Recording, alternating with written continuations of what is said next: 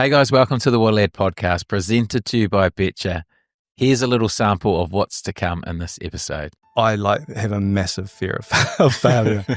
And I think that's what drives me ultimately. I mean, at the top of any organisation, I think all you get is the hard stuff. You never feel like you're winning. First question you got to ask yourself is like, why? Why do you want to be involved? And why do you want to run your own business? If you're thinking that you want to just roll into something easy, definitely don't start your own business.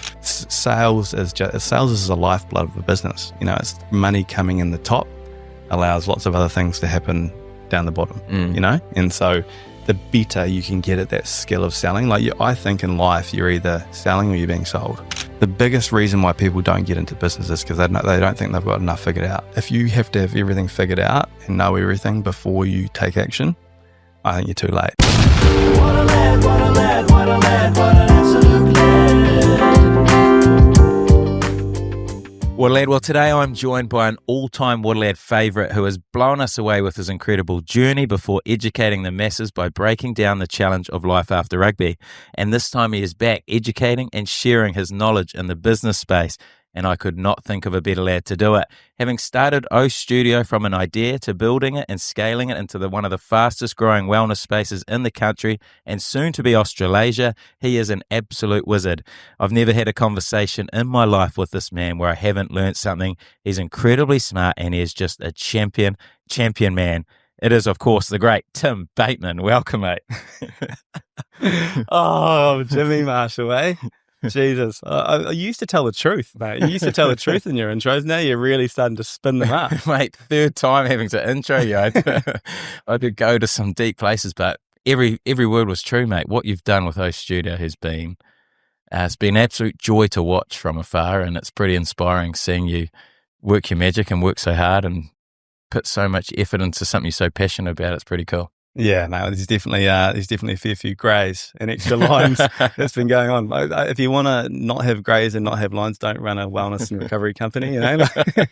Nah, it's been an epic couple of years, but a long way to go, that's for sure. Yeah, well, you're just sort of tapping into some exciting space in there, aren't you? But one thing someone said to me before I started the podcast, you got to do one or two things to have a good podcast: entertain or educate. And education piece, mate, this is where you come in so many folds. Like, you did it. People still message me about that Life After Rugby episode. Like, what you did and were able to structure for people going into that space was massive, and so many people still use it. It's so cool.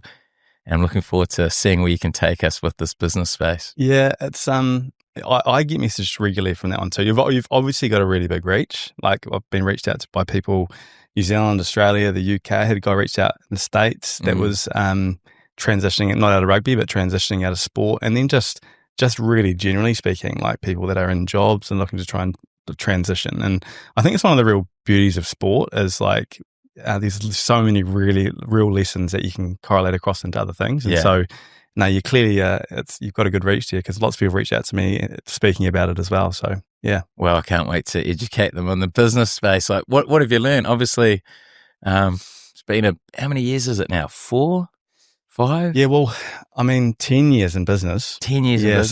So Cloud9 Float Club is 10 years old. Yeah. And so we, and Laura and I were talking about that the other day. Like, we've got photos of when the girls are, tiny and running around in there. And now 10 years later, I just was chatting with Charlotte the other day and she's just about to move out. Yeah. And it was like far out, sort of smacked me in the face actually. Did it? And when your kids move out, that's one to navigate. I hadn't cried in a long time, but I was just like, I was so stoked for her, obviously looking at moving out and moving on to the next phase. But it's just sad that sort of period's coming to an end. Yeah. So, but business, 10 years now. So, a number of war wounds and successes to share. Well, you're obviously doing it while you're playing, and that's one thing that I guess a lot of people will be listening to it as players who are currently in it, that juggle of managing a business and playing. Yeah. And it's one of those ones, can you do it? Yeah. Should I do it? Is it the right thing? Is it the wrong thing? That sort of side hustle, I guess, that not just athletes, that people can look at doing if they're in a career and doing something in particular. Like, is there ways to get a side hustle going in business while you're doing your main thing? And does it pull away from your main thing? Does it add to your main thing? Like, does it help you transition out of it? But I think ultimately, and I know we're going to chat about it a little bit, but the first question you got to ask yourself is like, why? Why do you want to be involved, and why do you want to run your own business? That's the first question that I think most people need to ask themselves. Yeah. And what is that why? What was that why for you? Yeah, well, I guess for me in particular, rugby is so structured. It's so, you know what it's like. You can tell people what hotel you're going to be at in 6 months' time and what you're going to be eating, and what you're going to be doing the next morning and what you're going to do that next day. And so there's so much structure in it, which is great. I love that element of it too. But running your own thing, I guess what everyone's shooting for is like freedom of time. So you get to control your time. Freedom of location, so you can be where you want to be and working whenever you want to work. So time and location. And then thirdly, like freedom of money. So like ultimately what we're all shooting for, I think, in business is to have those three things: freedom of time, freedom of money, freedom of location. So we can work when we want, on whatever we want, wherever we want in the world. I think that's what we're all shooting for. And so, that would be the first thing I think. The other reason I think people would want to get into business is it does have that unlimited potential, that unlimited upside. And that's dependent on how far you want to take it. But when you're employed compared to when you're an employer, you can choose to work with whoever you want to work with. You can choose to grow it as large as you want to grow it. You can choose to take it anywhere you want to take it. You can choose to add in new things or to discard other things. So you've got unlimited sort of creative potential, I guess, unlimited sort of financial potential. It really is sort of governed, I guess, by your creativity. And then I think the third thing I think people would look at when they're looking at creating their own business is something that's creating passive income. Ultimately, we want to spend our time where we want to spend our time, and if we can have a business or an investment that's generating money without us having to be there, that's the ultimate. I think it doesn't mean that we all want to stop working. I love working. I'm working all the time, but having a mechanism that's generating a return is, I think, the three areas that people look at and why you'd want to run your own business. Yeah, it's interesting when you talk around that freedom of time, because you think owning your own business is you've got a lot of time, but especially when you're trying to hustle and grow and scale up, your time is very limited, isn't it? Mate, I heard someone say the other day, it's like I wanted to escape the 9 to 5, so I bought a 24/7. Yeah. And it's so true, and once again, it doesn't have to be that way. Yeah. It's but it's very hard for it to be like that. Eh? Yeah. To be successful. Yeah. I think to think, you know what it's like in sport. If you want to compete with the best, like you have to put in the work. Yeah. And you have to put in the work. And business is like sport on steroids. It's like, it's ultra competitive. You've got so many people that are trying to cut you down, steal this, take that, elevate themselves. The market is flooded with lots of other noise that you're trying to sort of cut through. It's hyper competitive. Yeah. So if you're thinking that you want to just roll into something easy, definitely don't start your own business. But if you want to have control and control the upside and have that freedom that you can create through doing it, you've got to be able to sort of weather that storm and take steps forward, because it's not all hard. Like I don't find it hard. I find that I lack time, but because it's something that I love, I'm passionate about it. I bounce out of bed and into it. Yeah. Yeah. I think that's an important piece, Like when you're passionate about something, it's the same with sport. The guys who love playing rugby don't find the training days a grind. They find they bounce out of bed, they're excited to be there, and they love it, and they work a lot harder than the guys who find it grind or probably don't enjoy it as much. Yeah. I think that's part of the equation, actually, when you're thinking about doing it. It's like, are you cut out for it? Yeah. And not everyone's cut out for professional sport. Not everyone's cut out to sort of put in those long hours and take those knocks and deal with the setbacks, And so, if you flip that, like, who are the people that are successful in sport? Yeah. They're very similar traits to, I think, the people that become successful in business. Yeah. It's, hyper competitive. It's really ambitious.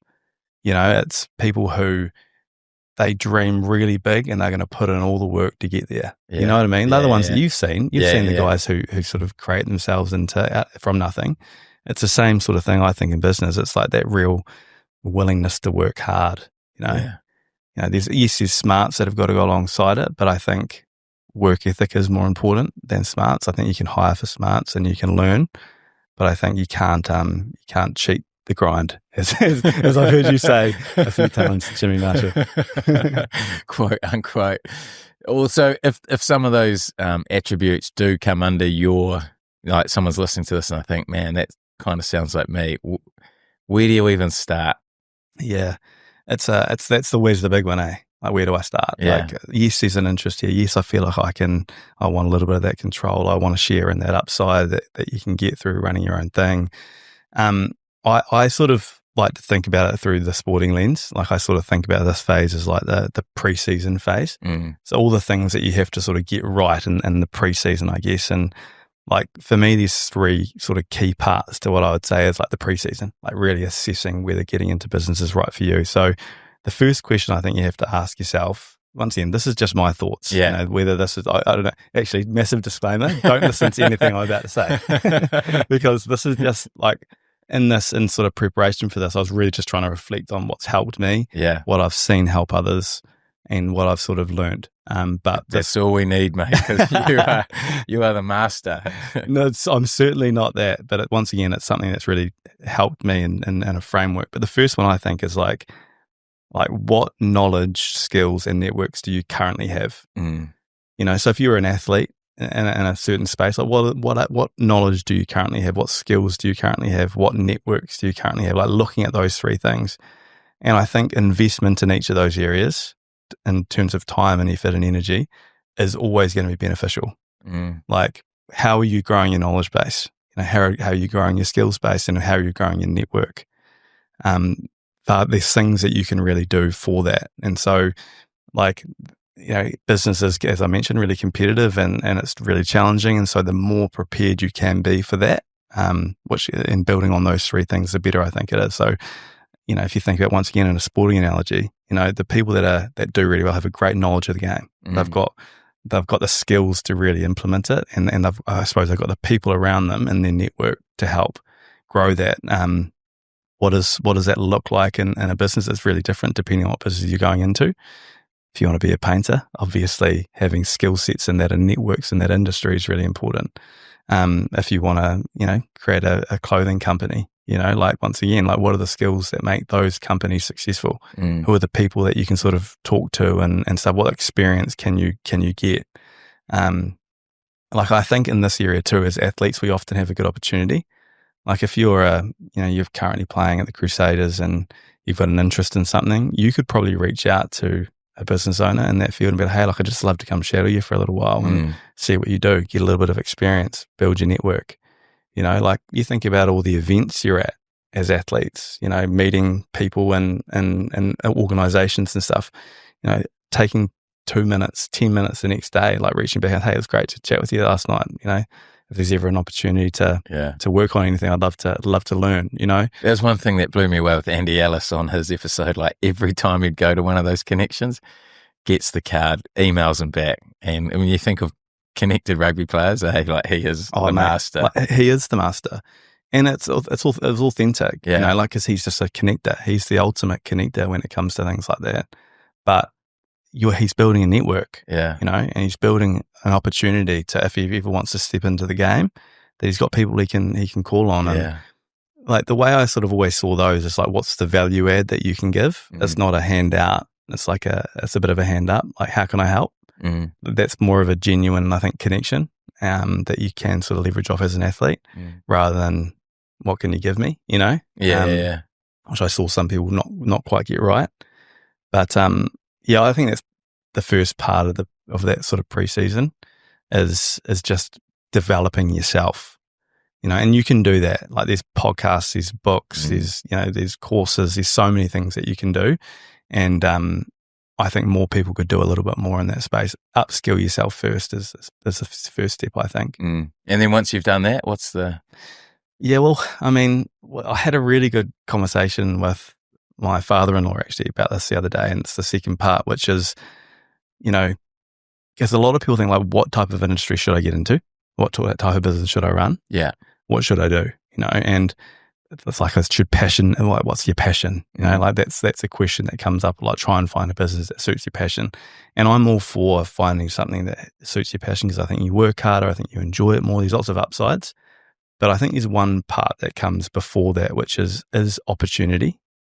Like you're way better off finding an opportunity and being passionate about the business than being passionate about a specific thing and there's no opportunity there. Yeah. Like you've got to be in an industry, or it's got to be in a market, or it's got to be in a space that there's actually opportunity to achieve your goals. And how do you know that? Well, if you think about it, like there's some things that are naturally more opportunity. When I say more opportunity, like more upside financial opportunity. Yeah. So if you think like, everyone needs a house, everyone needs food, everyone's thinking about their health.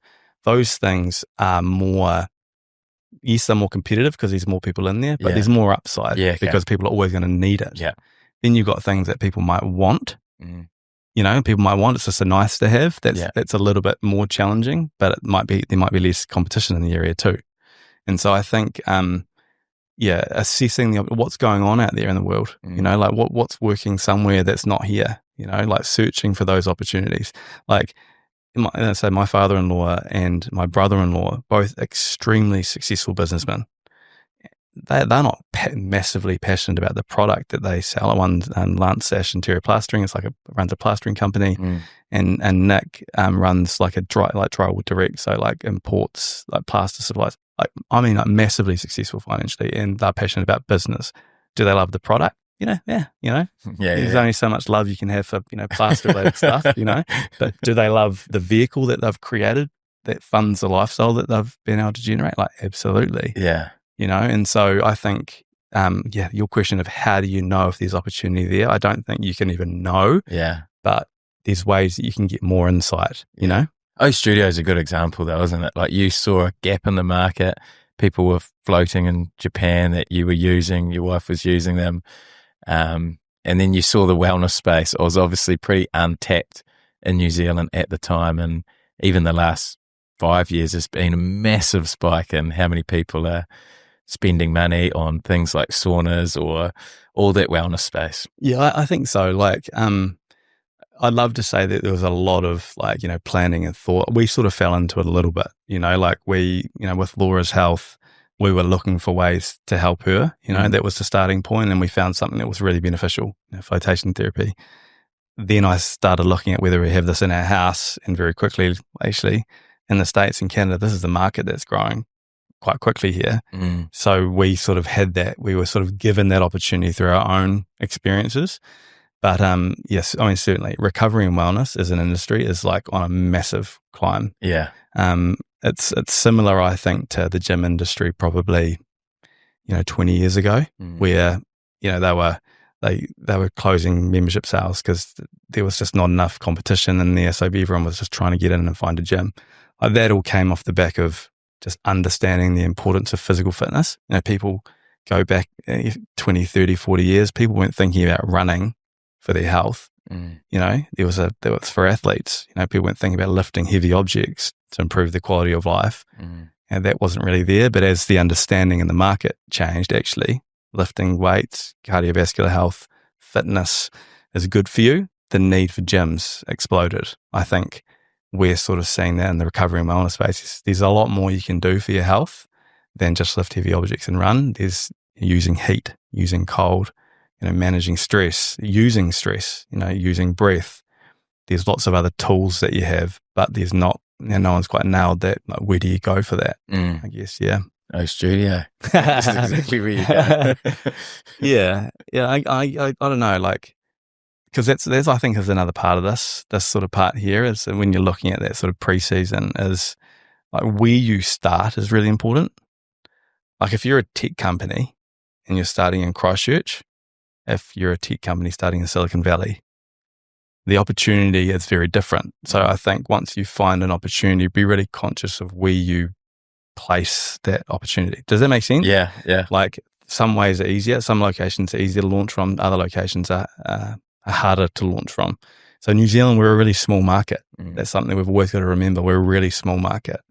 And so, yes, there's opportunity in business, don't get me wrong, but like for real growth, if I think if O Studio opened in Sydney, we'd probably have 80 locations now. Mm. You know what I mean? If you think about 6 years ago opening something like O Studio. Yeah. But what I think it's done for us opening in a smaller market, in a more challenging market, it's made us get really good at the product. Mm. We've had to really double down. We can't be lazy on things. So I think we've learned a lot more than what we would have if we learned in an easier location too. Yeah. And how hard was that to expand and scale up in New Zealand? Oh, mate, yeah, super challenging. But once again, I'd love to say that we've done a fantastic job, and we're so awesome. That's why we've grown. But I think it's just the opportunity. Mm. I think that's I saw this thing a wee while back. They looked at like all the successful businesses over time, like what were the things that were the big needle mover, and they looked at the idea. Was it the idea that was the factor? Mm. Was it the people like running the idea?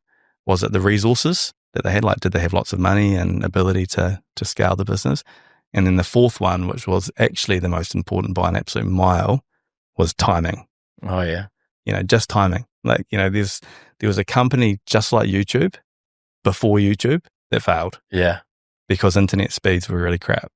And so the time it took to load a video was average. Yeah. And so that failed. Had great people, great resources, great idea, wrong time. Yeah. So I once again, I'd love to say O Studio has just done so many things right, but I think the reason we've grown, I think we've got the timing right. Mm. We've got the timing. We were lucky with the timing. People thinking about their health off the back of COVID. People, AI, I think, has freed up people's time a little bit. True. Where they're like, yeah. actually, I've got a bit more free time. I'd love to spend the time on my health. Yeah.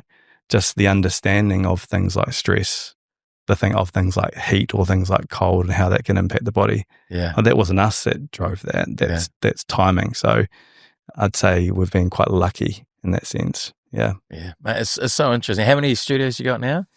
Well, the 9th studio's just opened. Far out. So that's up in the mount. Yeah. Oh, mate. Is it the best? Oh, it's just the best feeling in the world. Like, Yeah. seriously, I can't explain it. Like, seeing the effort that Russ and Bex and Robin put in, it's like a year of work that they've put in to get that studio open. Yeah. No one sees any of that. And you just, I know, you think about all those little conversations and little things that they've done, and they literally opened on yesterday. So they've just opened. Yeah. And then, seeing the messages come through, first clients coming through the door and, first membership sold, like on site, stuff that was done prior. But just all those little things, like, friends messaging me that live up in the mountain, I've just gone into a studio in the mountains. Mate, how good's that? Like, all those little things, it's just like, I'm so stoked for them. Yeah. So 9 studios open, another 4 to open in the next few months. So we'll have 13 open. Far out. And the move to Aussie. Yeah. Well, that's going to be a really big one. Mm. Obviously, as I said before, the market opportunities is bigger. But, one step back, like what are we trying to do with O Studio? Like, we believe that we want to make recovery and wellness as understood, as accepted, and as practiced as physical fitness. Mm. Once you think about physical fitness, how well it's understood, how well it's accepted that it's a thing to do, and therefore how practiced it is. It's everywhere. It's on every corner. There's a good gym. But recovery and wellness, it's not there yet. Mm. So if we're genuine about shooting for our mission of achieving that, we can't just stay in Christchurch. We can't just be in Auckland. We've got to grow internationally. And so I guess this is that first step. And we've got a great partner up there that we're working with to do it well. Yeah. Exciting, man. No wonder you're so busy. No, it's good. It's good. Chaos. It is cool. It is exciting. Like, I don't know, like my dream is that one day, and this sounds silly to say this, but I've started it now, is that one day Shiloh or Amalia like come off a train in like Paris or Rome or something and come around the corner and it's like there's no studio there. True, yeah. And that picture in my head of just we've actually become, we've actually grown internationally and become a company that's done well internationally. I just have that picture in my head and we're like not even close to being there, but this is one step, in that direction. Yeah. Yeah, well, once you take over Australia, mate, world's your oyster. It's been surprising, actually, Australia, just understanding they're further ahead, than New Zealand, in the space. Mm. The guys I was talking with, they're all wearing whoops and their aura rings and thinking about their health and dedicating time to it. And I just think the market's more ready than New Zealand, which for me, I think is a really good thing. I think we've cut our teeth in a more challenging environment. So getting up into these environments where there's more money, more time, more people, more awareness. Yeah. I think it's going to be just as hard, don't get me wrong, but I think it's going to be different. Yeah. Timing is the key. Timing is the key. Maybe we're too late. Maybe we're too late. Like no one's nailed this yet. Yeah. There's a couple of organisations like us that have done pretty well and sort of in and around the edges, but no one's nailed it. Yeah. So it's in a hyper competitive space. Lots of ambitious, smart people that are working on it. So we'll see. Have you got the fear of failure in this sort of stuff, or I remember you talking around your footy and always having like that sort of fear of failure, or putting yourself in positions you didn't want to fail at times. Do you have the same in business, or now is it completely different? Oh, I'd say it's way worse. Worse. Like way worse. And the reason for that is because I feel like a huge amount of responsibility to anyone that gets on board with an O studio. Yeah. Like I'm happy to lose my money. Yeah. But when you've got people that are investing in something and really care about something, want to do well in their community, and they see the opportunity, and they're like, I just, once again, thinking about Russ and Bex opening their doors yesterday. Yeah. I was up all night last night just thinking like, shit, I hope everything's all right. Yeah. So I have a massive fear of failure. And I think that's what drives me ultimately. I think it's what drives most of us well, maybe not most of us, I don't know, but it certainly drives me. I really care about doing it properly. Yeah. And that's the hard thing, I think, to manage, is you constantly feel like, the top of any organization, I think all you get is the hard stuff. Mm-hmm. And you'll see it now as a coach, I'm sure, all the hard stuff filters up, and decisions get made, and then it gets to your level, and it's like, this is the crap stuff we've got to figure out. So every day you're focused on the hard problems. Yeah. And so it's, you never feel like you're winning. Yeah. You know what I mean? Was it a hard decision to go to Aussie? Was that one that you thought maybe it's not the right time, or don't want to put myself out there too much? Yeah, I think, my take on this is, if you feel like it's the right time, you're too late. I really do believe that. And stepping into business and starting something up, if you have to have everything figured out and know everything before you take action, I think you're too late. Yeah. The opportunity's come and gone. I think, Matty says this all the time, and I can't remember how he explains it, but it's almost like you've got to take off before you've even got the plane built. You've got to build the plane as you're starting to fly. So you've got to have real confidence in your ability, and confidence in the people around you that you'll figure out the problems as they come up, because you just don't know what's going to come up. Yeah. So Australia, we've got lots of things in place that will make it way easier in Australia. We've got a franchise partner up there, Be Well Brands. They run 130 gyms. They're in 6 different countries. They've been in franchising for years. So there's a huge amount of expertise and IP that we get to tap into. Like, we get to plug our brand and our understanding and our way of doing things into their sort of engine. And so it's not just me and me, Maddie and Elizabeth figuring everything out. We've got a whole team of people up there. We'd be the biggest recovery and wellness sort of franchise team by a mile, Yeah. And so if not us, then no one else is going to be as prepared as we are, Yeah.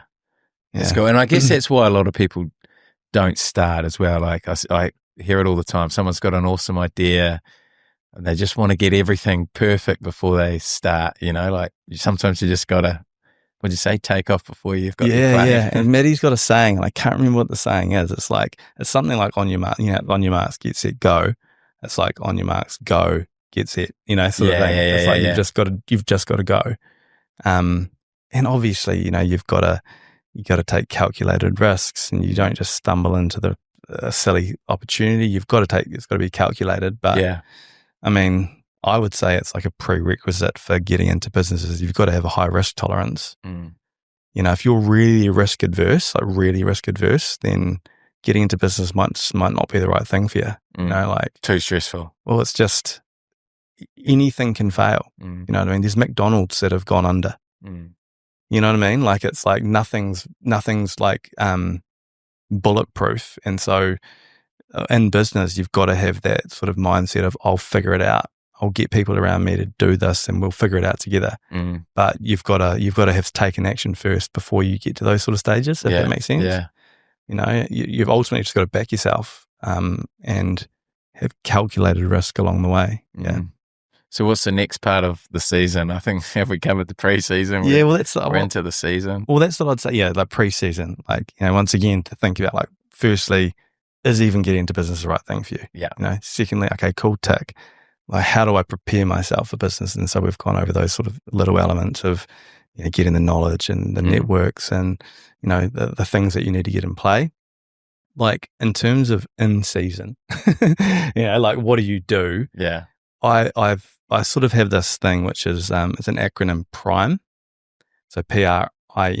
And so it's I would say the 5 things that you've got to get right. Once again, don't listen to me if, you know, but this is just what I've seen has been really beneficial to me and the people around me. So PRIME. So the P is product. And I think it's the most important part. Like, you're not going to be successful if you don't ultimately have a good product. And so what's the product? Like, the product that you're in is rugby. You know what I mean? Like, and the product of rugby compared to the product of rugby league or the product of NFL, whatever it is. But, like, thinking about how you make your product as good as it possibly can be for buyers or for potential customers. You know, that's, you know what I mean? Like, because if you don't get your product quite right, you're just not going to be as successful irrespective of anything else. And so, you know, what are you doing to make sure that you've got all those sort of elements of your product right, and thinking about, you know, what is it? What is the industry that you're in? What is the problem that you're trying to solve for your customers? Why do your customers need you? Why would they want you? What are they touching? What are they feeling? What are they seeing online? You know, what do they experience when they come in the door? What does it look like when you're opening a package? You know, what is it? Just that whole journey of perfecting your product, I think is, and you can't have a perfect product at the beginning. It's impossible. You'll make your product better over time. But, you know, if you think about, like, Apple, for example, I would say they're fantastic with their product. Everything about their product, I think, is great. But if it was a little bit slower to swipe, or if it was a little bit, you know, harder to navigate, or if it was, you know, when you opened the packaging, it felt a little bit more clunky or whatever it is. But everything about their product feels quality. You know, it feels like you want to interact with it. You want to engage with it. And so, yeah, I think that's step one, is make sure you've got your product right, or as good as you can, and just really trying to understand from a customer's perspective what interacting with your product actually feels like, you know? Yeah. And I mean, you can take that to the nth degree, but I think the best businesses are really, like, hyper obsessed on their product. Yeah. So for you, in terms of the O Studio, customers come in and it's the little feelings that they get when they come in. Is that what you've sort of focused on? Yeah, like 100%. Like, like what I'd say our product is the feeling people get when they leave O Studio. You know what I mean? And so, you know, what happened when they found our website? You know, what did that look like? What did it feel like? What happened then? You know, what happened when they made a booking or made a purchase? You know, what information did they get before coming in? You know, that made them feel good about coming in. What did it feel like when they walked in the door? You know, did they know where to go? Did they get greeted with a smile? Did they feel like they belonged there? What did the service sort of interaction feel like? What did the actual being sitting in an ice bath or in a sauna or in a float tank or in a recovery lounge or something actually feel like in terms of the product? And then what happened post? Like, that for me is like the package of what we're selling as a product. Like, and for me, it's like the ultimate experience is what we're trying to create with those studios, like the ultimate experience at every touch point of our product. And we get, like, hyper focused on it. Like, if you think about, you know, you go to a place to get some food and you're sitting down and you have, you know, you've got a meal and it's great. You go to a different location, you have exactly the same meal and you have a meal and the meal's great. Like, those two experiences can be completely different. You know, one you might be sitting in a food court and the and the person came and put the food down. The other one, you've got this beautiful environment. You know, you've got really nice interactions with the staff. Lots of other stuff is going on. It's exactly the same, ultimately, product in terms of food, but everything around it wasn't anywhere near as good. Experience. Yeah, it's the experience. And so for us, there's sort of three parts to the experience. It's the environment, it's the service itself, and then it's like the interaction with the people in the space. And if you get one of those wrong, it really impacts the feeling you get when you leave. And so ultimately, like, we try and curate that experience for people. Yeah. How do you control that when you're not doing it? Yeah, it's hugely important. It actually is the M part of Prime, which is the mechanics or the let's the skip machine. forward a couple. Well, yeah, it's the machine. Like you've got to create a system, a machine that doesn't require you to be the person doing everything on to curate the experience or curate the product. You just can't. That's not you're never going to create a successful business if it's completely reliant on you all the time at every stage. Yeah. So systems and processes and training and really clear expectations and like ways to monitor what's happening and stuff, and getting good dashboards on what the experiences look like. There's so many things that you can do. But ultimately, that M part of it is the machine. Like, you're building a machine that's independent of you. You've got to think about, what does this look like if I'm not here tomorrow? Like, who's driving this? What IP is built in alongside the product? Yeah. Yeah. Because you mentioned McDonald's before, and it's probably a good one. It's a massively successful business, but you can go to like 10 different McDonald's, and the service or the care that they put into your burger can be very variable. Like, some of them will just slap down whatever it is, and then some will make it really. I always remember in Japan, they used to make like the picture was the burger, whereas like you come over here and sometimes it's just like, this person has not cared about making this burger. Well, I wouldn't know. I don't eat burgers. I'm an athlete. Bad example. It might be sushi for you. No, I know exactly what you mean. Exactly what you mean. And so, like, the most successful franchise in the world, McDonald's, can't perfect the product. Yeah. But I guarantee you they have fantastic systems in place to get as good as they possibly can get. Yeah. You know what I mean? Yeah. There's always things going to fall through the gaps, but you've got to have this image of like standards and driving and training and like, once again, I don't think we can ever control the final outcome for every experience in every O studio either. But like, how are we putting our best foot forward to make sure that we're as good as it possibly can be? Because even if we're 80% there, we're going to be miles ahead of lots of others that aren't as hyper focused on it. Yeah, 100%. Yeah. Nice. Yeah. Okay. The R. Go back to the R. Yeah. Well, the R is, so what, you've created a product, or you've got a product that you think is like, all right, there's something here. I'm going to make it better over time, but I've got a pretty cool little product here, little Waddle Lad hat or something, like you're like, this is good. Yeah. Some headphones or something. You're like, actually, I found something overseas. This is pretty good. The next thing is so the R is reach. Like, you have the best product in the world, but no one knows about you. You're never going to have a successful business ever. So how are you growing your brand? Well, firstly, actually, what is your brand? What is your brand story? What is the story that you tell around your brand? Like, I think it's a fantastic, it's like 20-minute YouTube video. I watched it so long ago. It's called, so Simon Sinek is the guy. It's called Start With Why, I think it is. But it's like, he talks about how people make decisions. And so ultimately, people don't buy what you do. They buy why you do it.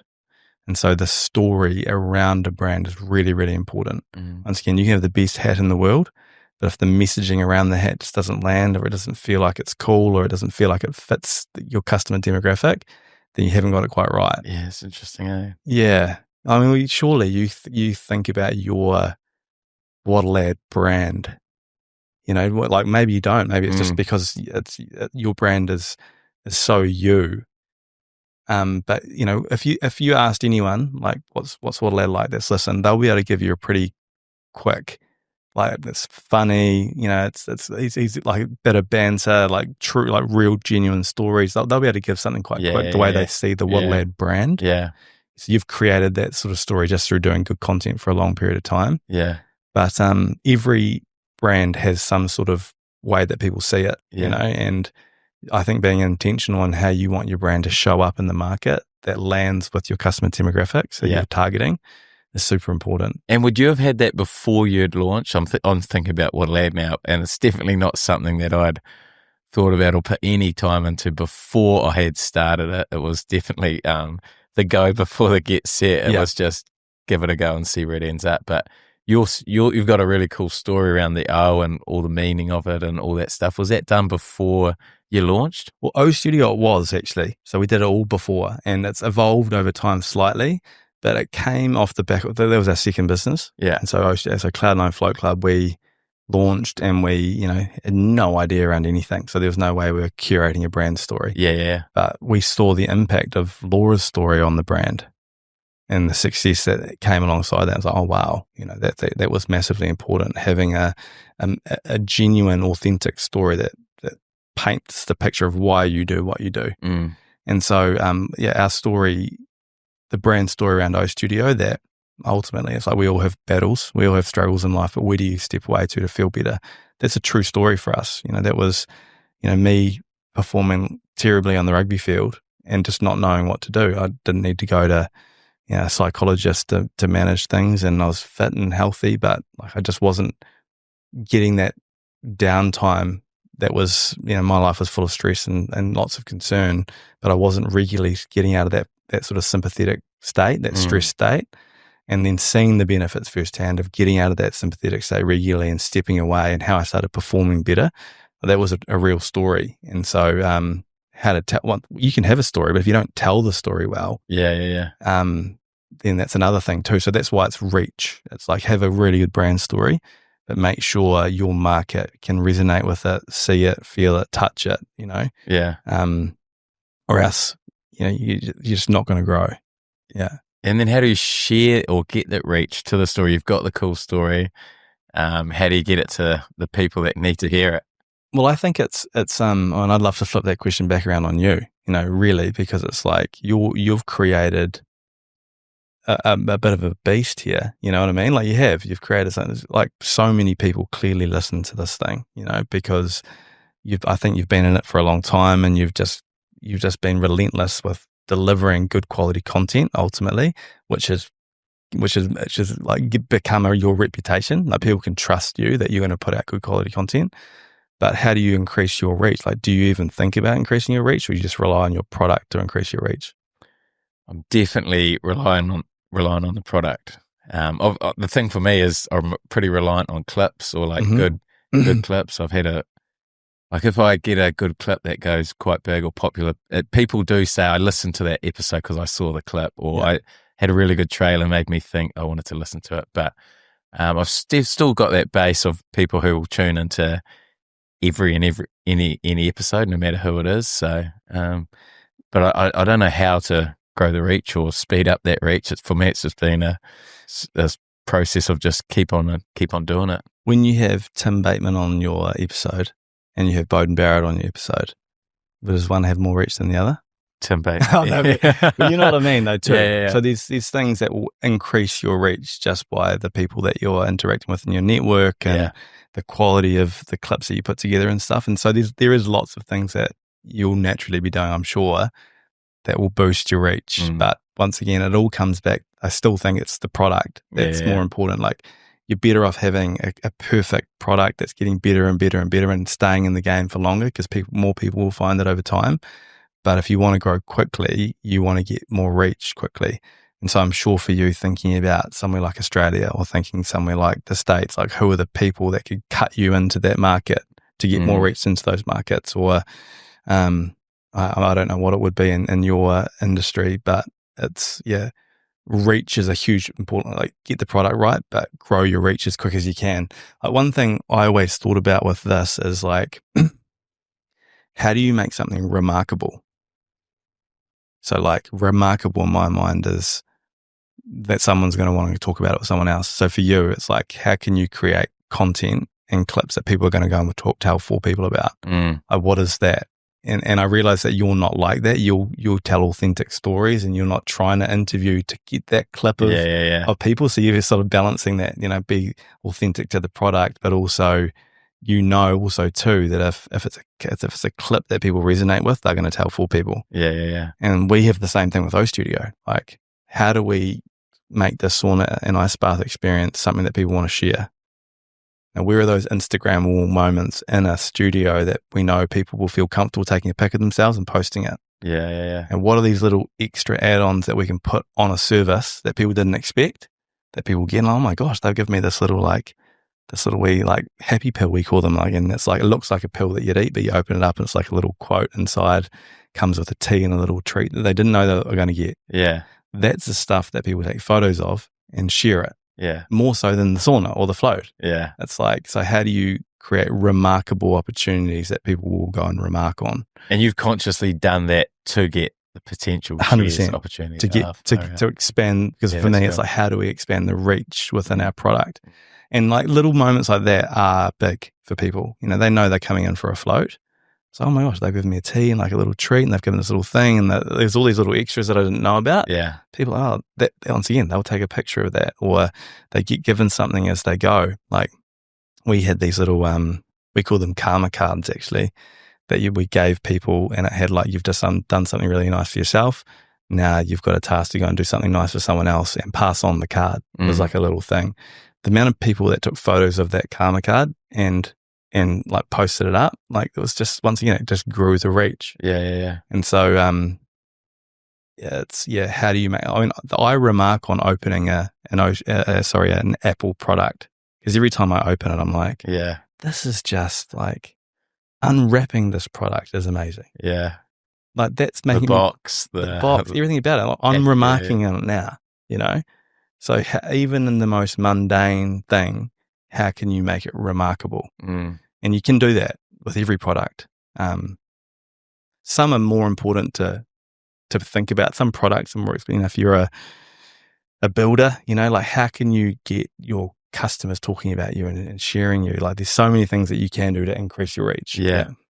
It's so fascinating. I'm thinking about What'll Add again and thinking, how do you get the shares? And I'm thinking back to the educate or entertain, and I'm sure a lot of people share this to 4 of their mates because they've learnt something around business, or if Bowden comes on, they're learning around how we got fast, you know, like 10-week speed program, something that I saw that. Not many people knew that everyone goes and tries to do over 10 weeks to see if I'm still trying to do Bowden's 10 weeks.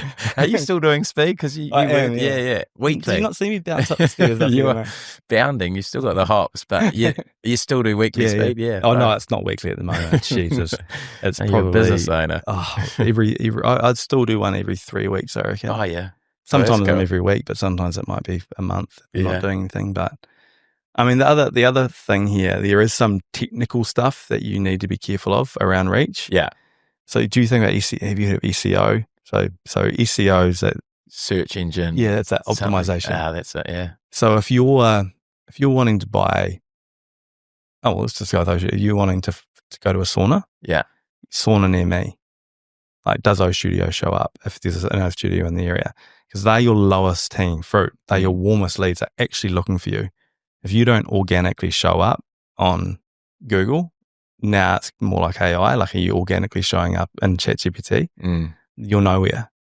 Because, you know, if someone that's living in Takapuna searches sauna near me and O Studio Takapuna doesn't come up, then we're just missing out on a massive opportunity. If someone's searching for a hat company and you don't show up, like, you don't. And so there's money and expertise that goes into that, to building a website that has that search engine optimization sort of built into it. And there's a lot of work that goes on that over time. And so there are some technical things, I think, that help you become more reachable as well. And how what do you do with that? How do you make sure that you are on there? Yeah, so we work with a company called Zib.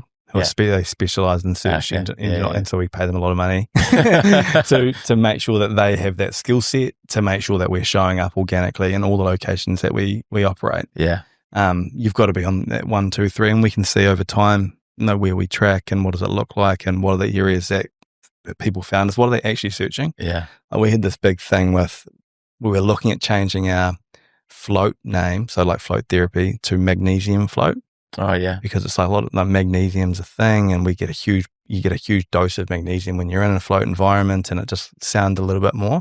We were this close to changing our name to Magnesium Float, and then we looked at our search, the search results.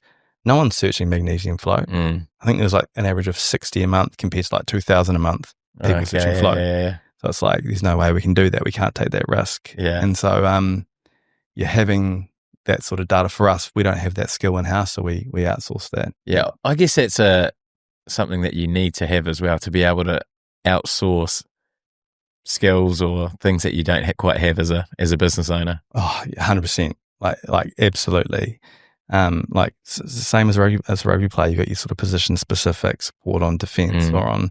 There's no way anyone should listen to me tell them how to tackle. Yeah. No, it's good. Well, you're the chop tackling guru.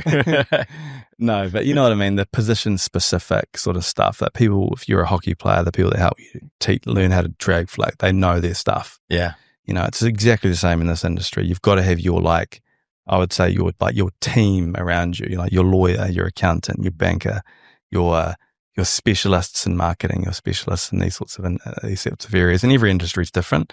Like not every business needs an expert on SEO. You know, it's different. But for some businesses, you really do. Yeah. Yeah. Would you have that team in place before you start? No, you just same thing. Yeah, it's the same thing. Once again, you just go work it out. You just work it. In fact, there's no way. And I mean, hopefully that gives people a little bit of confidence, because I think it's the biggest reason why people don't get into businesses, because they don't think they've got enough figured out. And once again, for me, it's like, you know, I reckon there was two types of people in sport, and I think I was sort of one of them, one side, and it would have been better to be the other side. You've got some people who are like analysis, like paralysis by analysis, you know, so in their head thinking about what could happen, what should be happening, why it's not happening. And then you've got other people that's like this sort of naivety that just allows them to take action. Yeah. You know what I mean? Yeah. Like, I think you actually need more of that.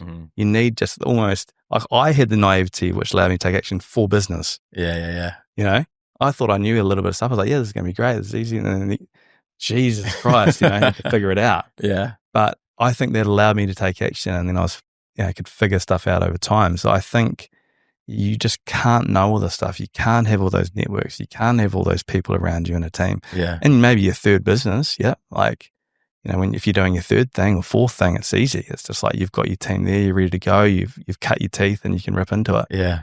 But not in your first. Yeah. It's fascinating, because we obviously had Izzy Dad come in the other day, speak to the outside backs, and I'm sure he won't mind me sharing, but the guys asked him about like his preview and professionalism side of the game, and he was definitely that side where he wasn't analysis by paralysis. Exactly.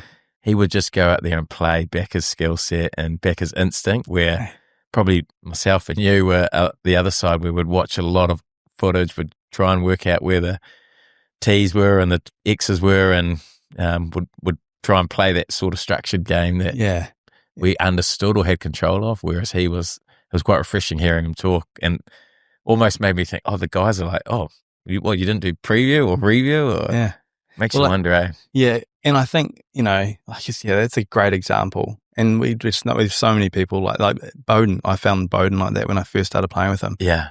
Now, he was pretty detailed. I think actually Bowden, he almost had like the right real, and Richie and Dan, like some of the best actually in my mind have the balance right. Yeah. Because it's not one or the other, it's the balance. Combination. It's that combination of like, actually I've got enough detail, but I'm not going to let that dictate the way I see the game or the way I'm going to play on my instincts. Yeah. And their instincts were better because they've got a little bit of that stuff in them already. They make less mistakes, you know. But once again, I think business is the same. You've got to analyze enough. You can't just stumble into something and expect to figure everything out. So you've got to do the work. At the same time, you've got to be prepared to take a step forward without actually knowing if your foot's going to land on the ground. In fact, you got to learn to sprint, not knowing if your foot's going to go straight through the floor. Yeah. You know? Yeah. So you just can't wait. Yeah. So you are the Bowden Barrett, Richie Moinga of business, mate. You've just got that balance right. You've jumped in enough, but you've done the research and you're on your way, mate. No, I think I'm in business. I'm more on the ZDAG side. on the ZDAG Oh, side. really? Oh, Yeah. yeah. Interesting. Yeah. Eh? And so like, I'll take risks more easily than someone like my business partner, Maddie. Yeah. I think that's the good thing about business. You can build a team which drives the business that has different elements of it. If everyone's really running into risk, then it's probably not a great thing to have in a business. But so having people that are much more calculated and calm and in control and, who really think things through, is really helpful too. I think I've got better at the analytical side over time just by being in the game a little bit longer and understanding the importance of it. And I enjoy that side of it too, but my starting point was definitely not that. It was definitely, I'll figure it all out. Yeah. And geez, have you what? I definitely haven't. I know we're joking. I can't emphasize that enough. Like, I'm so new in this. Yeah. It's, You still feel that even 10 years oh yeah. deep. Yeah. 100%. Like, I know there's lots that have been lots of things that have been really beneficial. And I think we've done lots of good stuff for sure. But, every day it's like, I just see a whole new range of things that we need to figure out, but I think we've got to get the team to do it. Yeah. Do you what? Okay. Well, what are we up to? The eye? Did we get there? So we nailed the product. We've like smashing the reach. Like, we're out there. Everyone knows about us. Everyone's remarking on us. It's just like, well, they get our brand story. They know what we're there. Yeah. We've got a really clear understanding of our customers. The next thing, which I think is actually the most important skill to master, is the I, which is income. So like, for me, that's the thing that sits beneath thinking, like, what drives income is your sales skill. Like, sales is the lifeblood of a business. It's money coming in the top allows lots of other things to happen down the bottom, and so the better you can get at that skill of selling, like, I think in life, you're either selling or you're being sold. Like when you're talking with your 4-year-old about having breakfast, you're effectively selling them on why they should sit down and have breakfast. I think selling is life. Like when you're standing up in front of the team telling them about the play that's going on, you're effectively, how good are you at selling them that this is the right thing for them to be doing? So I think sales, that skill of being able to communicate why something would be meaningful for someone to do, why something, to take action. Yeah. And it's like, this was a massive one I underestimated. It's like, for me, it's like, just build an epic product and have great reach and things will sell themselves. Like, seeing now the difference when an individual or an organization has good sales structures around them, it's like so different. You can have, I know a couple of gym franchises, same franchise, same system, same structures, same reach, same numbers of customers going in the door. One's extremely successful and the other's not. All to do with their ability to sell. And it's once again, I underestimated that. I think it's just an area that you've got to get really good at, especially in a service industry. What are the keys for it? I think, shivers. I've learned so much in the space over the starting point. I think the starting point is your product pricing is right. If you've got the wrong price, you haven't got your pricing structure right, you're never going to be able to sell effectively. So I think, like, we've got really good now at understanding where you need to position different types of memberships to make something look more attractive.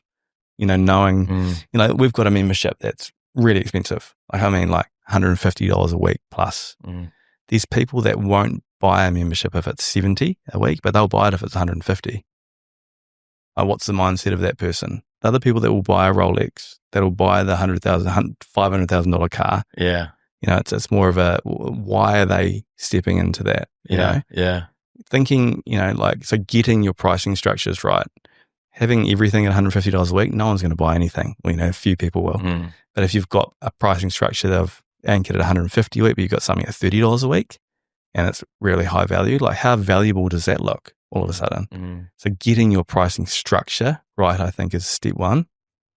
Step two, it's around finding out why someone, like, you can't sell anything to someone that doesn't want to buy.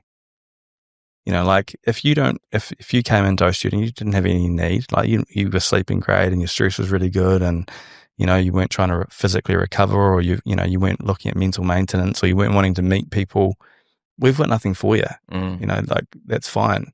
But if there's something that's missing in your world, that you're looking for community. You're looking to try and manage stress a little bit better. You're looking to try and recover more because you've got a big event coming up. Like, asking questions that get people to tell you why this is an important thing for them, I think, is step 2. It's like, if they can verbalize why it's important for them, the chance of them buying that product jumps significantly. Like, if someone's telling me, like, I'm like, sleeping for me at the moment, it's a shocker, and I've got, little ones, and I'm just battling at work. They've just told me how important that is to them. Like, these 2 options here, I think, would be the best thing for you. Yeah. So getting good at asking questions is ultimately what it's about, I think, to be able to sell more effectively. What is it supposed to look like? What is a good salesman? Asking good questions. Yeah. Like, once again, you're just trying to figure out whether there's a problem that they have that you have a solution to, and just get out of the way. And they'll have barriers that they'll put up. Like, it might be for an O Studio membership. It might be like, I've got to talk to my partner about that. Yeah. Yeah, great. Go home and talk to your partner. I've seen good salespeople with O Studio be like, look, completely get it. There's no problem with that at all. Like, we do have this option today, which is this discount. I could set you up on that now. You can go home and talk to your partner. And the next week, if you change your mind, just let me know and I'll cancel it immediately. Nothing, no questions asked. All of a sudden, that person's like, you've removed that barrier of that for them, and they'll step in and sign up. So once again, there's a skill involved in that. Yeah. And so the skill of sales, I think, is hugely important in any business, which I underestimated. Yeah. Yeah. So how do you make sure you hire people who are good at sales? Well, it's definitely hiring people. I think that's the best thing would be to do, is hire people that are on brand at sales. Like, when you think of, even with me saying the word sales, we're all thinking of this like snake shoe, pointy shoe sort of salesman, Think like, of the people who come knock on your door and try to get you to buy it. So it sounds wrong. Yeah. Like, how do you find people that can sell effectively but on brand for you? You know what I mean? Like, selling a car compared to selling an O Studio membership compared to selling a hat. Maybe they're all slightly different, but the fundamentals stay the same. So hire well, train really well. And this is an area that we're doubling down on more now, is like training our teams to do it more effectively. Okay. Like, it's actually really simple though when it comes back to it. Like, we've got, it's leading into Christmas now, and we've got gift voucher sales going on all over the country. Like, it's a great gift. The gift of relaxation, the gift of time, the gift of stress relief, a nice packaged up sort of thing. When you ask, hey, have you got your gift sorted for Christmas? The chance of someone buying apparently goes up significantly. Like, we've just started doing that in Christchurch this year, and our gift cards have doubled just by asking that question. Right, Oh, have you got your gift card sorted for Christmas? Oh, actually, shit, do you guys do gift cards? Like, just ask the question. Yeah. So it doesn't have to be really complicated. It's just getting the right questions, training on the right questions, making sure that's being done helps your sales. Yeah. That's cool. Yeah, it is. It's crazy. And I mean, it's obvious at the end of the day, income drives.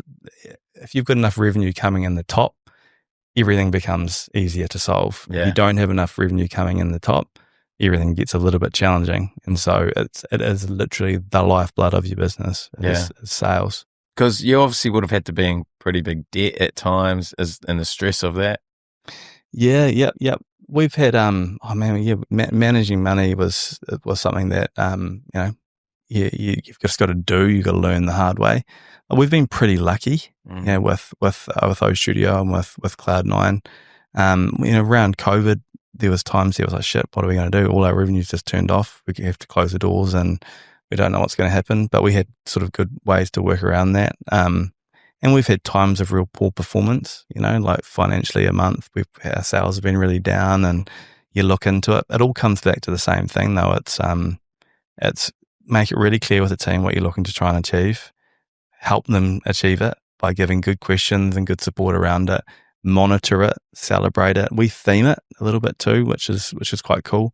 When you theme something, people seem to buy into it a little bit more. How often would you theme something? And is that for the employees? Both. Yeah. So we've got one that going on now, this gift card thing. So we talk about the O Studio being like a journey of, like everyone that's come to New Zealand as pioneered to get here, whether you're Māori, you're Pacifica, you're European, and we're like pioneering wellness back out into the world as sort of like our internal theming.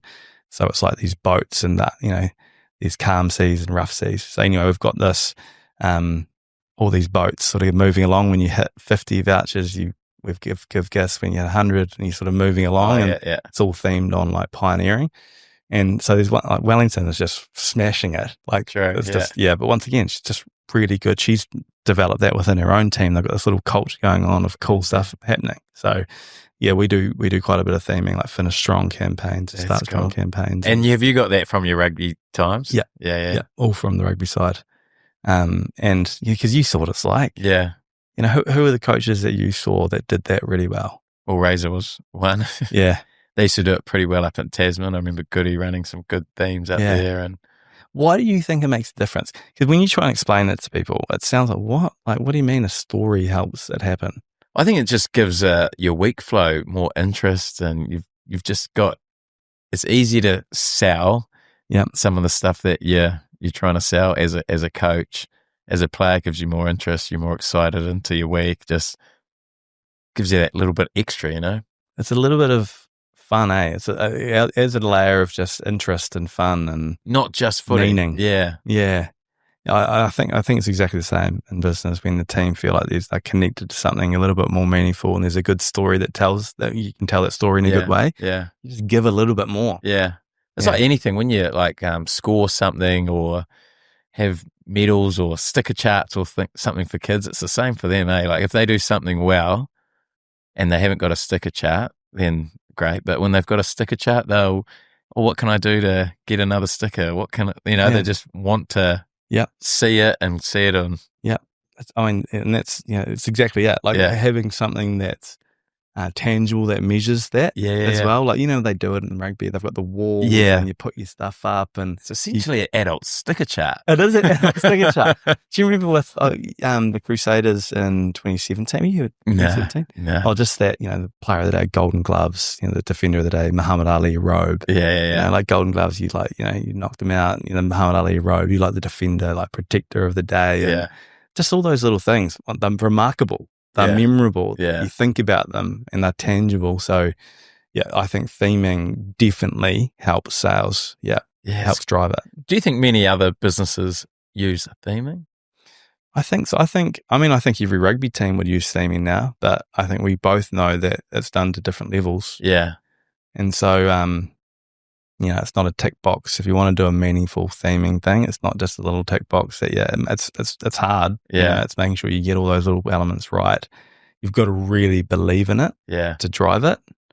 Like if you think about it, with Razor and the team that he had around him, I'm sure there was so much effort that went into all those things that you just, this is part of it. But if you don't really believe in it, you're not gonna nail it as well. So do other businesses do it? I'd say a lot of businesses would do some sort of it, something, but I think there'd be real levels of delivery. Yeah. Interesting. Okay, we must be up to the E, are we? Yeah, we nailed the mechanics over the M. That's just like the systems set you free thing, just like making sure you really understand your numbers and you train on the right stuff. And the M, one thing just before we jump on is like, this is where the repeatedly doing the boring stuff is really valuable. It's really easy to build a product and get the reach right and, make sure you're driving the sales, but building a system can be quite boring. Yeah. But that's where the gold is. Because once again, you're trying to build something that it doesn't need you to drive it. If you don't get that step right, like building the mechanics, thinking what this would look like if you're not there, like understanding your numbers, understanding what you're trying to hit and having ways that it's going to come to your vision quickly and easily. Like really understanding the system that sits beneath what you're doing, I think is crucial. So I won't jump over that. But the E is energy. And so like for me, that's like attitude and energy are the key to anything. Just your attitude and energy will push you through it all. You can have the greatest product, fantastic reach, you've got great sales coming through and you're building systems. But if you don't have the right attitude and energy to like withstand anything, and I just think, you see this in rugby too. You'll see it in every area. Like if you've got the right attitude and the right energy, you can nail anything. So that's the E. Yeah. And how do you do it? How do you make sure you've got the energy? Or if you don't have energy naturally, how do you? Well, I think there's a few things for me there. Like, I think getting your health right is a start. Mm.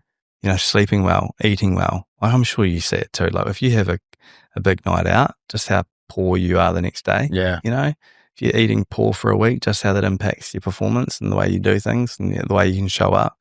Your sleeping average, you know, just how that your attitude, you get a little bit more short or a little bit whatever. So I think just get the fundamentals right, your health right first is the starting point. Secondarily, like, I think just building out your week in a way that is not stretching you too much. Like, there's no quicker way to destroy your attitude and energy if you're just chasing your tail constantly, working on things that you don't enjoy constantly. Yeah. And so just making sure that you're working on the right stuff at the right time in the right way. But so building a good structure to your week. And how do you do that by week planning, or what does that look like for you? Yeah, like, you know, like anyone that's in business, or, you know, I'm sure you see it too, but like, you know, meetings, you can get meetings on meetings on meetings on meetings. Yeah. It's like, what's the right meeting rhythm structure to make sure that you can show up with the right attitude and energy? Because there's been some weeks at times for me, I'm just like, this is like killing me. Yeah. You know, meetings that we're having on this. Yeah. So like, that's an example of that, like forward thinking, like, what does the right meeting rhythm need to look like for our team to show up well? Like, when am I responding to emails compared to when am I trying to figure out problems? You know, like, I can wake up early in the morning and work and just bash out a couple of hours of real monotonous tasks. Then I go and do my training, sort of a step away from a little bit. I come into work and I can be like talking to the team and reactive and figuring stuff out. But because I've got that bulk work done, if I feel like I haven't done that, I feel like I'm like thinking about that. I know I've got to get to that. And Yeah. I'm like that too, 100%. Yeah. So just figuring out when you should be working on what and just building it into a structure, I think helps you show up with the right attitude and energy. Another thing would be just be with the right people.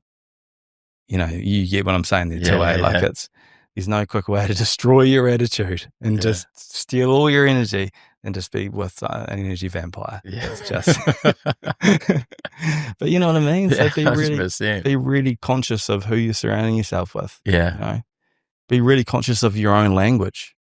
You know, like the same thing in rugby. Like, coming back from South Africa and you're tired, you're not talking about everyone being tired and jet lagged and stuff, because your attitude and energy just disappears.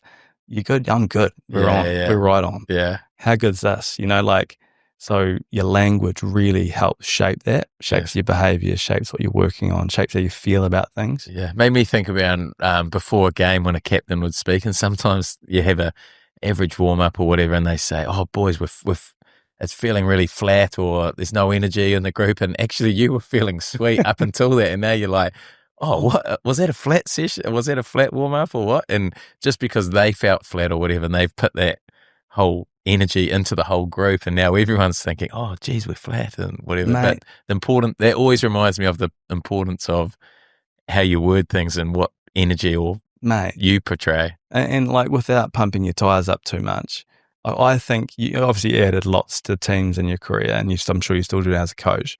But I've never been in a team with someone like yourself that just added so much energy.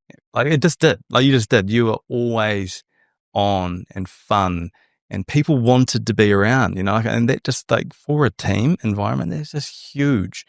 Like, so more than anything, find the right people. You know, find the right people that are going to feed that attitude and energy. And if you've got people that are stealing it, like, you've got to find a way to move them on quickly, because, man, you know, business is hard as it is, you know, like doing it with people that are taking that away and making it even harder. Like, you've got to cut that really quickly. Yeah. That's the nicest thing someone's ever said about me, mate. No, I am serious. I'm not trying to punt you. Anyone that's played with you would say the same thing. You know, it's probably why you've got such a big show here as well, as, you know, you're just good at connecting with people and you bring good energy. And, like, I don't know, do you think about the way you show up with people, or? I think it helps when you love it. Like you said, you know, I loved coming to work. It was always a dream to be a professional rugby player. So never try to take that for granted. Always turn up and just be super grateful for the opportunity that I got to live my dream for as long as I did, and still am, really, as a coach. And yeah, don't take it for granted. Just enjoy that opportunity that you get, because you know what other jobs could be like. I wouldn't have that same energy every day if I was going to an office job that I didn't enjoy. Like I can promise you that. Like it's not that force that I could do it if I wasn't loving it. You know. Yeah, man, it's like humor's a big thing here, I reckon too. Like when you're with people that have got a good sense of humor, Yeah. you know, it lightens everything. It can Energy, it lifts the energy when people are like, elevating it. Like one of the ladies I'm working with in Australia named Elaine Jobson, like a huge international experience. I worked with Richard Branson for a long time, growing out Virgin Active in South Africa. So they had like 750,000 members in Virgin Active in Australia, in South Africa at one stage. Oh, right. So she was running that operation with Richard Branson. And like I was asking her just questions about him, and what she said was like, whenever things got challenging, like are hard, or things were difficult, he's like, we're having a party right now. All right. Everyone's taking this too seriously. We're partying right now. Yeah. And everyone's like, no. It's like, no, we're partying. But it's that thing of like, you can all take yourselves too seriously and things can get too serious. And if you just if you can bring elements of light and humor and fun into what you're doing, just it lifts the energy and you get better results. Yeah. I do think about that a lot. You know, who are the people that you're surrounding yourself with? Because it's the biggest factor. Yeah. And I think about that in coaching, like it can be a stressful job if you make it stressful, but I think you've got to take it for what it is and just enjoy it and turn up, be grateful and love it, you know? Like if you've had a couple of losses, you've still got to be able to have a laugh, and people just assume you need to be grumpy or whatever if you've had a few losses or you've had a bad loss. You've just got to, I think, still enjoy it, enjoy the moment that you're in. Yeah, I could not agree more with that. And it's almost, I think some people, they feel like they should be like that because so it's a serious thing and this is what it demands. Yeah. Because the reality is, whoever's listening to this right now, like there is abundance in life right now. You know, there's an abundance of opportunity out there. Yeah. And sport and business and relationships and whatever it is, there's endless opportunity. But it's really easy to find all the barriers and all the things that aren't right and all the things that are not quite right yet. And so I think if you can, there's a few people I work with that are just really naturally good at that, is seeing the world in abundance. You know, a competitor opens down the road. It's like, how good's this? There's so much opportunity out there. You know, that's a mindset and attitude thing. Will they get through it better? Yes. You know, a competitor opens down the road for someone else. It's like, oh man, you know, like, they're going to take our market. Like there's this, it's like they're the same thing, but just your attitude towards it can just significantly change everything that happens post that. Yeah. And some people are naturally better at it than others. Like the Mount owners I spoke about before, just unbelievably good at that abundance mindset. Yeah. There's a reason why they've been so successful in what they've done. And I think it's a big part of it. So yeah, the energy side is, don't underestimate it, and be careful who you surround yourself with. Be careful with your own language. Be really have that abundance mindset. Yeah. If you had an employee that you were interviewing or whatever who had so many skills but didn't have that, do you train that? Do you just avoid them or her? Where do you just avoid them? Just put the can't see. No, I'm meaning like not hire her. No, I know. Yeah. No, I know what you mean. I think that's the most important part. Yeah. It is. Yeah, I think, you know, what did Steve Hansen say back in the day? It's like you can either change the man or you change the man, you know? Yeah. You're better off finding the right person. You know, definitely take more time to hire the right person. Yeah. Hire on character, train on skill, you know? It's especially in something like business. Like if, you know, we're looking at, you know, a marketing person, you know, there's a lot of people that have skills in marketing, but I'd way rather have someone's got the attitude of like, you know, we can make this better and this is fun together and we'll figure this out, who's got less skill but has that mindset than someone who's got, you know, a different mindset but more skill. So I think hiring is step one, but we can't always get it right. Yeah. Can you? You know, like, and we see the impact. So all you can do through those situations, if you have to keep them, is train and support and try and get more out of them. But I mean, if you can solve that problem, you're solving a lot of people's problems.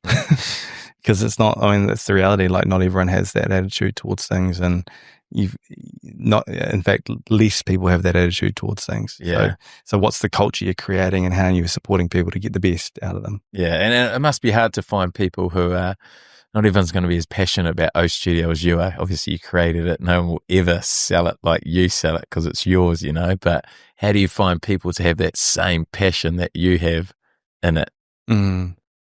Yeah, it's, I mean, once again, I think we're lucky there, sort of. Like, so people get it very quickly what we're trying to do with O Studio. It's like, of course there's a need for this, and I want to be a part of this. Like, we look at the reasons why people buy an O Studio. Is it financial reward? Is it ideology? Is it like coercion we talk about? Or is it ego? Like, why are they running their own thing? And overwhelmingly for us, it's ideology. It's like they believe in what we believe, that people they want to create a business that is high impact in the community and has a great financial return.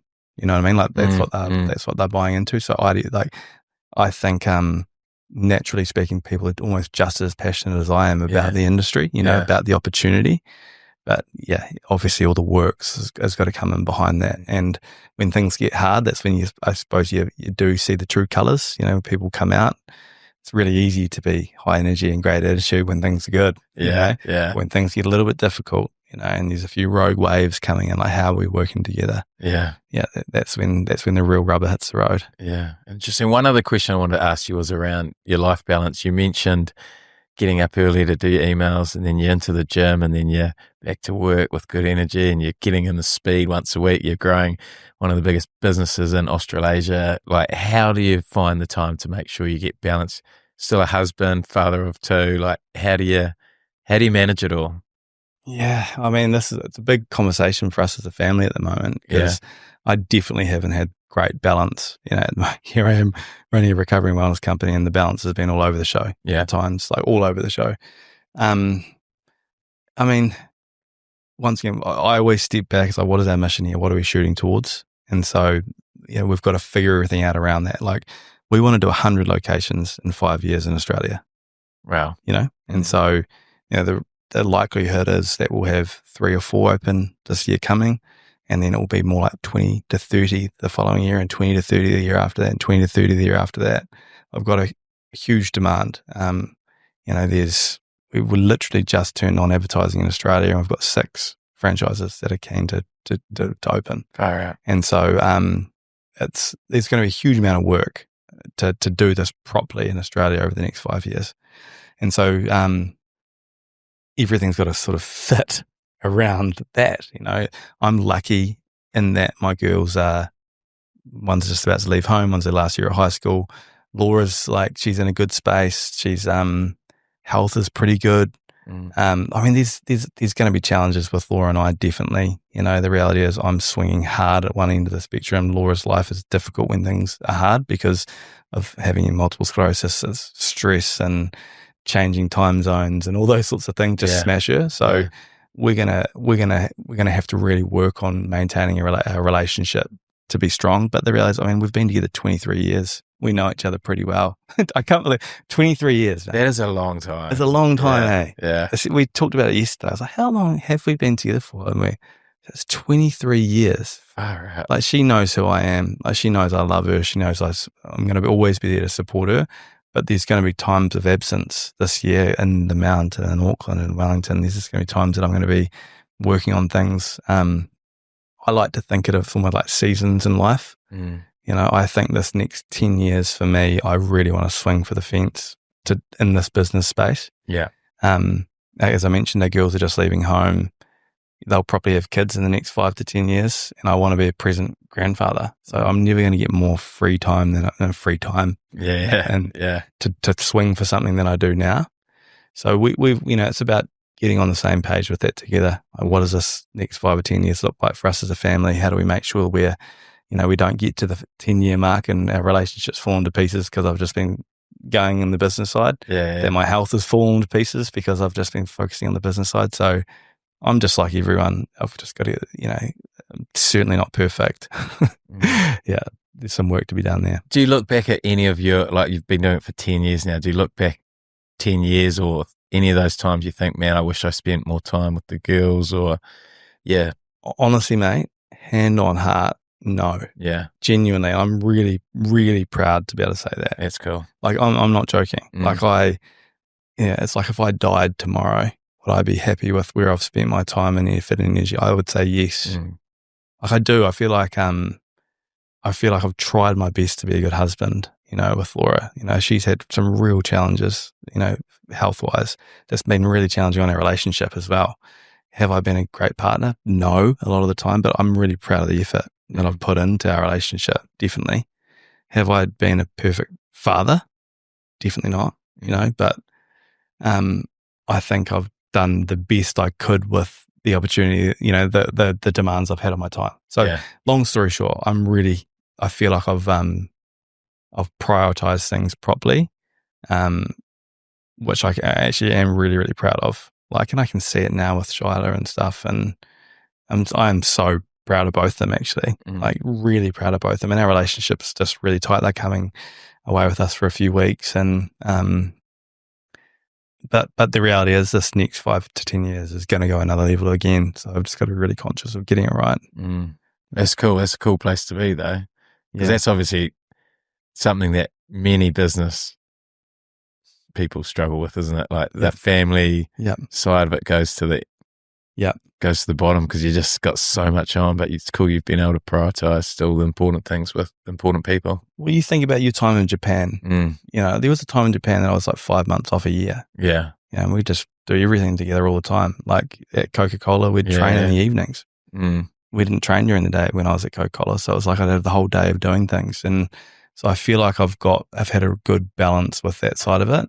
But if you think to when you're 18, 19 years old and how much time you spent with your parents post that, it's very different. Yeah. And so that's where Shyla and Miley are at now. They're like moving out into their own worlds. They're driving. They've got boyfriends. They're traveling. And so, I feel very lucky that I don't have that. Because my business partner, Maddie, for example, he's the best dad in the world, but he has, 3 little ones, 6, 3, 0 sort of thing. Yeah. He's just in a different place. He has to be present. Like, he can't stay up till 1 a.m. and get up at, like he's got to be present with his kids. So it's different seasons of life. I feel like I'm in a good business work season. Yeah. And he's ready for the next 5, 10 years, swinging for the fences. Oh, mate. No, it's cool. It's exciting. Okay. Well, we have gone to the Instagram. Plenty of questions came in, as you know. But how do you know when's a good time to upscale? First principles again. It's like why are you upscaling? Like what does that mean? Have you created a business that's really successful and cutting it's like, okay, we need to move to the next level. Yeah. Then I think that's an obvious one. If you just try and upscale without the right thought around it, then maybe you need to do a little bit more thought. But I think the context there is probably quite important. What about what was the decision for you to go to a franchise or get a new franchise somewhere else? Yeah. So firstly, mission. Yeah. Is it line mission? Yes. Yeah. Is this going to help everyone involved with host studio? Was the next thing with Australia? Like, if we do Australia, will this help all our owners in New Zealand? Will this help all our teams in New Zealand? Will it help us as a head office in New Zealand? Like, yes was a tick to both those questions. So I think those were it's like, cool, we need to figure out how we upscale here. What about your first one? Like when you had your O studio Christchurch. Yeah. So we had first decision to go. Yeah. So we had a model that was working really well, but it wasn't perfect. And so we were still iterating on what the model looked like. We had no communal offerings back then at all. It was all private. And we started adding communal in. I was like, oh my gosh, this is a massive opportunity here. The scale was actually, we were doing our second location. So I was going to do a second location in Rolleston. So I negotiated a lease, started the fit out. And then Rach came along and was keen to buy that franchise. And so we ended up selling her the franchise and she drove it. So it just happened naturally, I guess. And you knew it was time to have 2. Like Well, for me, it was like what the actual reason was I wanted to pilot another model in a different location. Yeah. So I was like, actually, it's probably best if we test this ourselves in a different location. And it's 20 minutes out of the city. It's a rural community. It's a small community. Yeah. What would it look like out there? And so, it just when Rach reached out, it was like, actually, she's way more integrated in the community. She can do this way better than we can. It'd be good for us long term if someone else can do this. It's not reliant on us. Yeah. It shows that we can do it as a franchise. And so we decided to go ahead, and plus it saved on capital. We were already investing huge amounts in building the franchise system. So having, saving a significant amount of money on the fit out itself helped as well. So we sort of stumbled into it. Opportunity, again, it's just got to be weighing up all the opportunity and the risks around it. Is this the right step? Because I don't think it is the right step scaling up for lots of businesses. You really, I'm seeing it already, the difference to manage what's going on in Australia. It's very different. It's, expect a lot more challenges, I guess. But if you've got the right people around you and the right opportunities there, then go for it. Yeah. Good answer. What is the dream end goal for O Studio? Yeah, I think I mentioned that. I think there was that one in France. Yeah, it's one of the girls just stumbling and oh my gosh, there's an O Studio there, and then just knowing that they'll zoom back to like far out. I remember we were just sitting in the lounge talking about like own the moment and looking at the color green and lying in the studio and like, oh, this is cool. That's the picture I have. And the reason that sounds like a real egocentric answer, and it probably is a little bit egocentric, but what that shows me is that if we've genuinely gone that, we've created a product that people love and that people are engaging with, that people have integrated into their lives. Because if we've literally gone that far, we have to have done a lot of things right. And ultimately, it all comes back to that product. It's like, is the product good enough to grow and last a long time? True high-performing businesses are not just, they don't just grow, they grow and they're stable for a long period of time. They generate strong returns for their investors or their owners for long periods of time. And so that picture in my mind of the girls being older, like we've been around a long time and we've grown into different markets and we've really achieved the vision. So it's, as I say, it does sound very egocentric, but it means that we've done a good job. We've done what we said we're going to do. Yeah. Yes, cool. Okay. You're a 25-year-old player with a cool idea. What's your next step? But what's the cool idea? What product do you reckon? I reckon some type of like headgear that is protective of, that helps with picks up concussion. Yeah. Okay, let's say the product is like a headgear where it flashes red when you get concussed or it's taken a big knock, or they're all green headgears, and if you take a knock, it's something like that. Yeah. You've got your product. I love that. That's good. That sounds cool. Like I would genuinely, I'd go through the process that I went through today. I'd ask myself the first question, like, why am I getting into business, and am I cut out for business? Yeah. Like, try and get comfortable enough. And if you're not, I'd just be like, nah, it's not for me. Yeah, okay. Then I'll go into the pre-season. I'd try and understand like what skills, what experience, what networks do I have to sort of leverage off, is the opportunity in this? It could be a good product, but is the opportunity here really here? Like, how can I get myself somewhat comfortable? There's enough of an opportunity here to spend my time, effort, money on. Yeah. If those things get ticked, one thing I always do in that sort of pre-season sort of state is that I've got a thing called fear setting, and it's a template, takes 20 minutes of like, the top question is, what if I? And so this scenario would be, what if I started a company with this headgear that flashes red on concussion?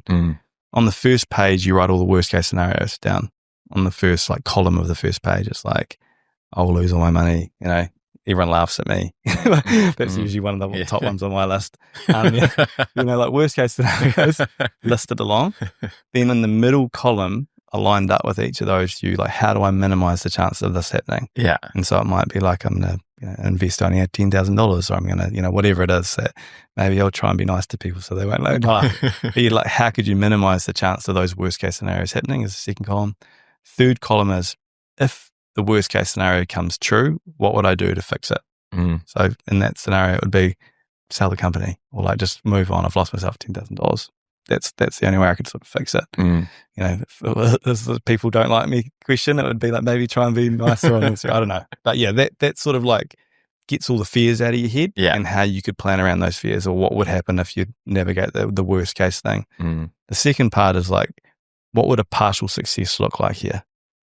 So it's like a partial success might be like, actually the Crusaders have bought it, the Blues have bought it, like, getting some international sort of exposure, and one of these companies that develops these types of technologies, they reach out. Like, you just get clear on like, what could something successful look like here? And then the last page, which I think is the most important page, is what is the cost of inaction? What is the cost to me? And you have 3 timelines. So it might be a year, 5 years, 10 years. What is the cost to me of not doing this in a year? I'm in the same job. I'm doing the same thing.